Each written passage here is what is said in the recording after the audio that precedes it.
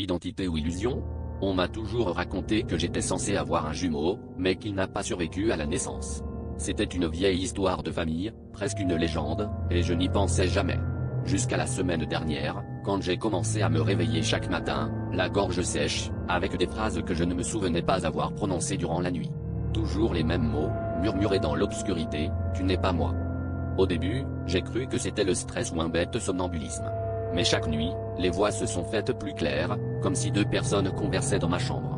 Je me suis enregistré par curiosité, pensant ne rien trouver de spécial, mais sur l'audio, j'ai entendu une voix identique à la mienne, mais plus rauque, répondre à mes propres marmonnements. Elle disait « Laisse-moi entrer. Je veux ma vie ». Les jours suivants, ma mémoire est devenue floue. J'oubliais des détails simples, comme mon code de porte ou le nom de mes collègues. Un matin, j'ai trouvé sur mon miroir, écrit en buée, une question, « Es-tu sûr d'être celui qui a survécu ?» Ces mots n'avaient pas pu apparaître seuls, et pourtant, j'étais seul chez moi. Le doute s'est insinué, froid, glaçant chaque pensée, et si mon jumeau n'était pas vraiment mort, mais simplement en attente, quelque part derrière le voile du sommeil? Cette nuit, je me suis regardé dormir grâce à la caméra de mon téléphone.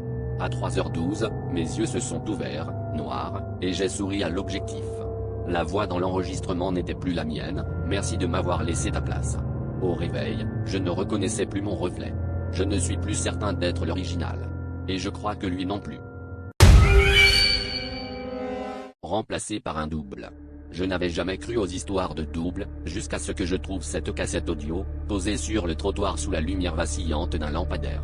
Je m'en souviens encore, le plastique froid entre mes mains, et cette sensation étrange, comme si quelqu'un m'observait depuis l'ombre. Curieux, je l'ai glissé dans mon vieux lecteur, pensant trouver de la musique oubliée ou peut-être un message d'amour anonyme. Mais dès que j'ai appuyé sur play, mon sang s'est glacé, c'était ma propre voix qui résonnait, tremblante et paniquée. La voix sur la bande suppliait qu'on l'écoute, qu'on comprenne. Elle racontait en détail des souvenirs précis de ma vie récente, le café que j'avais renversé sur mon t-shirt préféré, la dispute avec mon collègue, la façon dont mon chat me fixait étrangement depuis quelques jours.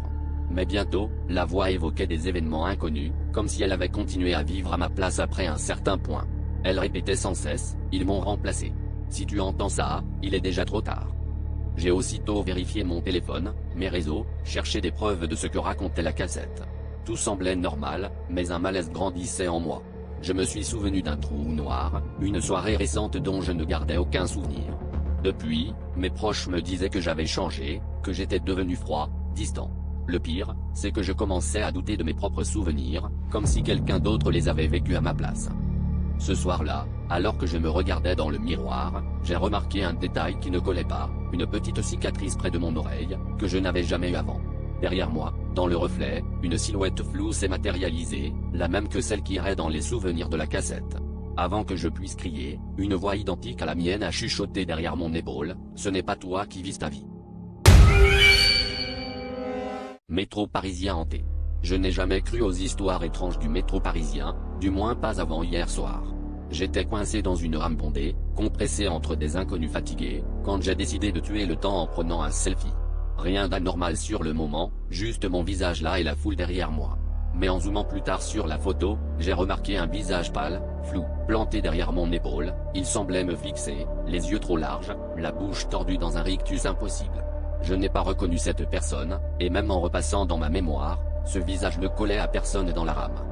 Le lendemain, encore troublé, j'ai repris le même itinéraire, persuadé que c'était un simple jeu de lumière ou une illusion d'optique. Mais l'ambiance dans la rame était différente, comme si l'air vibrait d'une tension invisible. Les gens semblaient nerveux, jetant des regards furtifs vers les portes, murmurant entre eux. Un homme a posé sa main sur mon bras, me chuchotant sans me regarder, « Tu l'as vu, toi aussi ?» À la station suivante, la rame s'est arrêtée brusquement, toutes les lumières se sont éteintes. Un silence glacial a envahi le wagon, brisé uniquement par un frottement sourd, comme si quelque chose rampait sous nos pieds. J'ai eu le réflexe de regarder mon téléphone, la photo encore affichée à l'écran. Le visage étrange y souriait maintenant, plus net, plus proche, presque collé à mon dos. Quand les lumières se sont rallumées, la rame était vide. Il n'y avait plus personne, ni bruit, ni trace de la foule. Sauf un souffle froid derrière moi, et ce visage, désormais gravé dans chaque reflet de vitre, prêt à surgir à chaque prochain arrêt. Identité volée, vie piégée. Je n'ai jamais aimé les surprises, mais quand j'ai reçu cette invitation mystérieuse à un jeu de piste urbain, je me suis senti étrangement obligé d'y participer. L'enveloppe ne portait aucun nom, seulement un message: viens découvrir ce qu'on t'a volé. Intrigué, j'ai suivi la première indication, qui m'a mené devant mon café préféré, où la serveuse m'a souri d'un air complice, comme si elle me connaissait mieux que moi-même. Pourtant, je n'avais jamais mis les pieds ici, du moins je le croyais. Au fil des indices disséminés dans la ville, une sensation d'inconfort grandissait en moi. À chaque étape, je rencontrais des inconnus qui me saluaient chaleureusement, m'appelant par mon prénom, évoquant des souvenirs que je ne partageais pas. Une photo de moi, prise la veille selon la date inscrite, m'attendait sur un banc public, sauf que j'étais resté chez moi toute la journée. Je commençais à douter de ma propre réalité. L'avant-dernier indice m'a conduit devant mon immeuble. En montant les escaliers, j'ai croisé mon voisin, qui m'a demandé si je venais enfin récupérer le colis que j'avais oublié il y a 2 semaines. Mon cœur s'est serré, je n'avais rien commandé. Mais le colis portait mon nom, mon adresse, et à l'intérieur, j'ai trouvé un badge d'accès pour un bureau situé à l'autre bout de la ville, nom de l'entreprise inconnue, mais mon visage imprimé sur le badge. La dernière étape m'a mené là-bas, dans cette tour de verre impersonnelle. En entrant, la réceptionniste m'a salué: enfin de retour, Julie. Mais je ne m'appelle pas Julie. Derrière une porte entrouverte, j'ai entrevu une femme assise à mon bureau, portant mes vêtements, parlant avec ma voix à quelqu'un au téléphone. Quand elle a tourné la tête vers moi, son sourire était exactement le mien. Je n'étais pas seulement spectateur de ma vie. Quelqu'un d'autre l'avait prise, et c'est moi, désormais, l'intrus. Rencontre terrifiante au parc.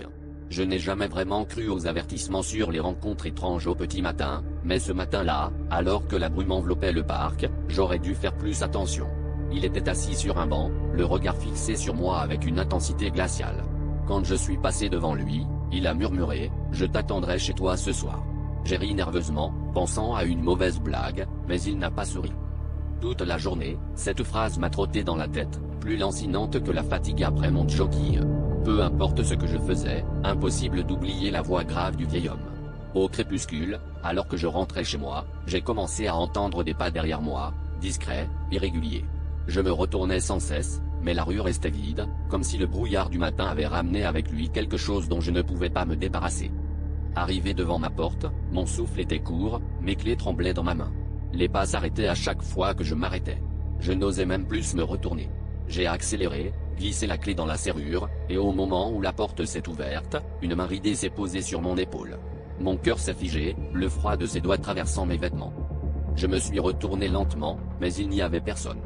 Pire encore, la main était toujours là, invisible mais pesante, maintenant fermement ancrée dans ma chair.